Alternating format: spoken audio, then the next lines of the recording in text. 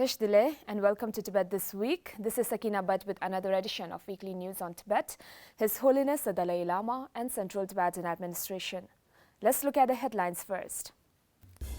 Central Tibetan Administration contributes Rs 3 lakh towards District COVID-19 Fund. CTA President applauds Tibetan healthcare workers worldwide tackling COVID-19 pandemic. CTA President wishes British Prime Minister for speedy recovery. CTA's Health Department launches helpline numbers for emotional and psychological support, calls for volunteers in fight against COVID-19. Tibetans in India take part in India's fight against COVID-19. CTA appalled to learn China's appointment to United Nations Human Rights Council's panel. CTA congratulates Chief Minister Shivraj Singh Chouhan on re-election.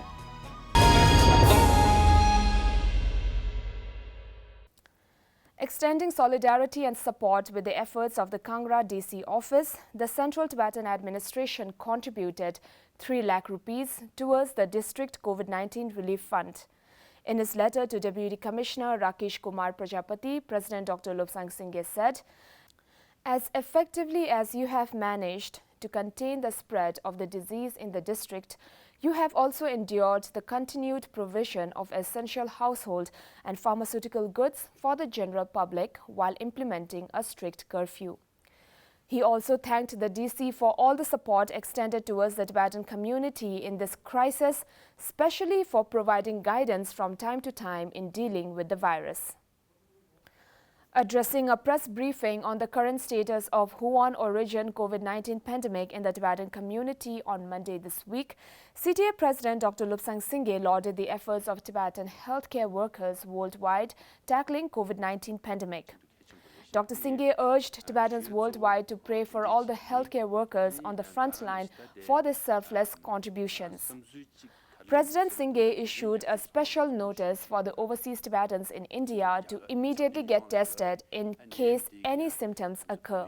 In addition to that, concerns regarding visa expiration of those of overseas Tibetans must be contacted to local settlement officer and representative officer. To our friends around the world, to all the Buddhist practitioners, generally to the people around the world, those who are suffering from the coronavirus which originated in Wuhan in China, I would like to say, we feel we are with you. Please stay strong and take care of yourself. Prevention is better than cure as far as this virus is concerned. So take all the precautionary measures issued by your respective governments and be careful and be safe and be strong. We will never forget your kindness and support for the Tibetan people and Tibetans around the world, as we always do. We wish you all the best and we pray that no one gets sick. And then if you do, please do take care of yourself. And we just want to say thank you for all your support and be strong and be careful. Thank you. CTA President Dr. Lobsang Singh wrote to the Prime Minister of United Kingdom, Boris Johnson, wishing him a speedy recovery from COVID-19. Dr. Singh expressed solidarity with all the people who have lost their loved ones to this pandemic. CTA's Department of Health has launched helpline numbers for those who seek emotional and psychological support or queries amid Wuhan-originated COVID-19 pandemic. The helpline numbers are available on www.tibet.net. The Health Department has also requested doctors, nurses, medical staff and drivers stationed in Tibetan settlements in India and Nepal to render short-term voluntary services as per the need of their locality. Anybody interested in volunteering, please contact on the below phone number. Similarly, CTA's Department of Education is live-casting classes through Tibettv's Facebook page and has released an announcement regarding learning activities for teachers to engage in during the lockdown to facilitate effective learning for students. Tibetans in India lit candles, butter lamps and mobile flashes as India heeds to its Prime Minister Narendra Modi's call in symbolic fight against Wuhan-originated COVID-19. As per the Prime Minister's appeal, Tibetans along with local Indians turned off the lights of their houses and lit butter lamps for 9 minutes at 9 p.m. on Sunday this week. Showing participation and solidarity in the fight against the disease, Tibetan organizations in India have made donations and contributions to the respective district and state governments' COVID-19 relief funds.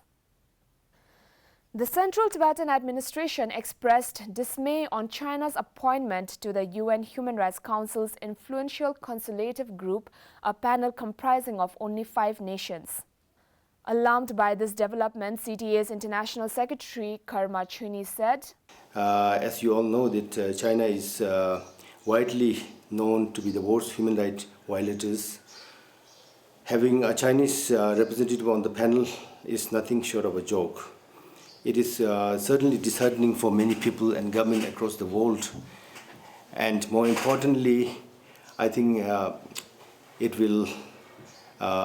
in a way will undermine and discredit the credibility of the United Nations and particularly this UN body.